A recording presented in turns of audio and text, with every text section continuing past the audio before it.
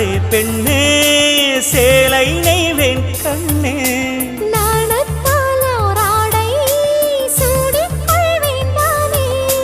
பாயாகும் அடி சொல்லாதே பஞ்சனை புதையல் ரகசியமே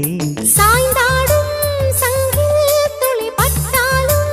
முத்தாகிடும் முத்துண்டே செம்பூவே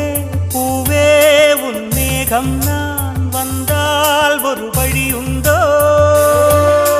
மன்னவன் விரல்கள் பல்லவன் ஒளியோ